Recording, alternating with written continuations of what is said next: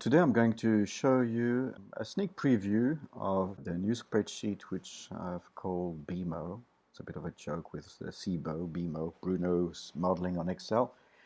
And I've used a test strategy, basically a RTT type position way back, at 70T. And market has gone up since, so this is how it looks now. Pretty flat as we would expect on a bullish market. Delta is flat. And now let's have a look at Excel. So of course on Excel I still have the feeder from IB. It comes from here. Will not digress and go too much into it. But here in the pricer I have entered this same position, basically plus 1 2700 minus 2 2775 plus 1 2825. Here I've named this strategy an RTT example, and this because it's right on the feeder spreadsheet called BIBOP, it does update automatically. Now let's move to the other spreadsheet, BMO.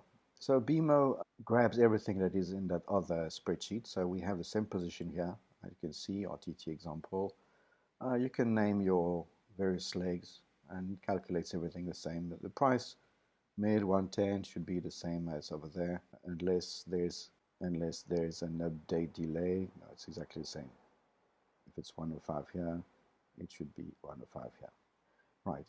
I think I've showed in some other presentation that you can grab your executions on BIBOP. You can request executions and save them, and actually it's a good thing to keep a log file of all your trades.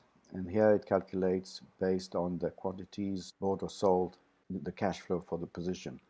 At this stage, the cash flow for previous executions is recorded, but it is not passed through to individual strikes. So basically, this is one figure that I will use to calculate a proper P&L. So on this spreadsheet, you've got a dashboard, very similar to what's going on BIBOP.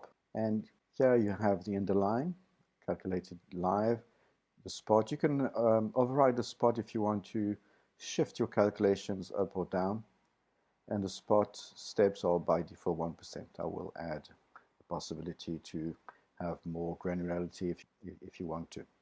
This is a cosmetic detail at this point. What I've got still a bit of work, like for example, stopping the link to BIBOP so that you can work on BMO without having that constant feed that could be slowing down Excel. In any case, it's better to do your analysis maybe once an hour. So you can always interrupt the feed, or in BIBOP go just for the snapshot mode where you get just one full snapshot without going on with streaming data. All the calculations are done in one button. At this stage, I wanted to have everything done in VBA because Excel is very fast for calculations, and what I've noticed and what most users have also noticed is that the slowest part is actually updating the spreadsheets. Of course, we need input and output, so we can't just do calculations without updating the spreadsheet, but everything is done in VBA. So if I calculate all, it will calculate all the Greeks. As you can see, it's pretty fast, even using streaming data. All the calculations come here.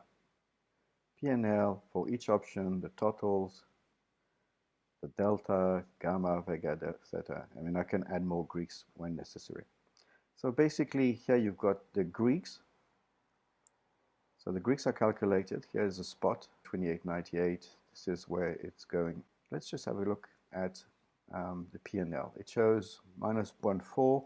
So if I multiply by 100, the multiplier for S&P, I should have more or less minus $40 here, minus 57. So it is very, very similar. Now let's have a look at the Greek. Delta 001, so it's basically same multiplier. It's about 1 minus 1 delta. If you look here, we are exactly minus 1. So the Greeks are very similar. So they can be, OV sometimes is slow to update. This is just as good as a snapshot and the refresh frequency for.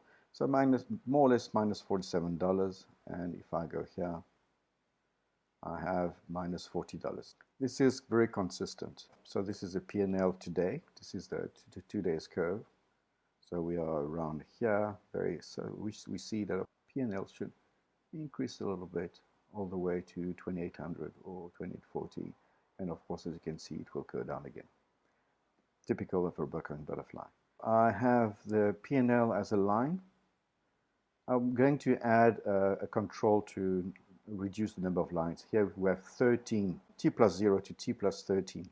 It can look a little bit cluttered, so I'm going to add a control to select which t plus n you would like to see. In terms of cosmetics, this one looks quite nice because you can see 3D where your P&L and basically all this colorful is the profit area. Same for delta, as we can see now in a high, almost like 28, we are flat to slightly negative. Gamma, very flat gamma. Actually, let's have a look at gamma. For example, gamma here is basically it's 0. And if I go to option view, gamma is also 0. So there might be, again, slight differences like theta or vega. Let's look at vega.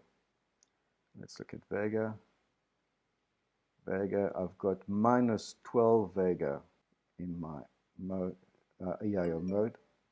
And here we have minus 14 to minus 15. This is still very, very consistent. I would say the EIO mode is doing very well. At this point, and I have already done quite a lot of work in terms of modeling on BIBOP. At this point, I use IV reported by IB, and I can then plug in the calculated IV or the model IV. The model IV will be the one which will be the most suitable for RTT type of strategies. So I will start plugging in more and more modeling. So volt surface is coming soon. I will start with the simplest, which is again put side far OTM far dated strategies. That's it for now. I just wanted to show that calculations are correct and the graphing is actually, I mean, it can be improved. So this is still Excel. I handle the calculations, but the user can, of course, make it look nicer. Right. For any questions, you can send me an email or drop a comment here on YouTube. Thank you for watching. Bye-bye.